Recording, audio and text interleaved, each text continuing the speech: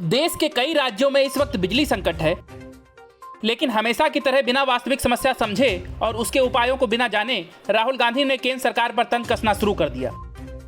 फिर क्या था, बिजली संकट पर जारी बहस के बीच भाजपा और कांग्रेस में जुबानी जंग तेज हो गई। अब राहुल गांधी पर बड़ा हमला बोलते हुए केंद्रीय मंत्री प्रहलाद जोशी ने उनकी बोलती ही बंद कर दी है। प्रहलाद जोशी ने कहा है कि राहुल गांधी फर्जी ज्योतिषी हैं और मूर्ख हैं। प्रहलाद जोशी ने अपने फेसबुक पोस्ट में कहा कि राहुल गांधी इन दिनों फर्जी ज्योतिषी बन गए हैं।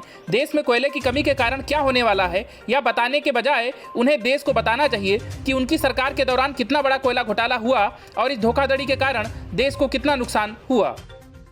कोयले की कमी के बीच राज्यों में बिजली की तेजी से बढ़ती मांग के केंद्र पर बढ़ते दबाव के बीच राहुल गांधी को शायद ऐसे जवाब की उम्मीद किसी भी भाजपा नेता से नहीं रही होगी। वहीं कड़े शब्दों में सरकार का बचाव करते हुए जोशी ने कहा कि केंद्र सरकार कोयले का उत्पादन बढ़ाने के लिए कदम उठा रही है।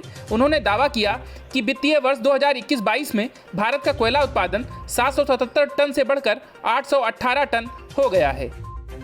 उन्होंने कहा कि वित्तीय वर्ष 2013-14 में जब कांग्रेस सत्ता में थी तब कोयला उत्पादन सिर्फ 566 मीट्रिक टन था, लेकिन राहुल गांधी इन आंकड़ों को नहीं समझते क्योंकि वो मूर्ख हैं। अगर उन्हें भविष्यवाणियां करने का इतना शौक है तो उन्हें कम से कम एक बार अपनी ही पार्टी का भविष्य बता देना चाहिए।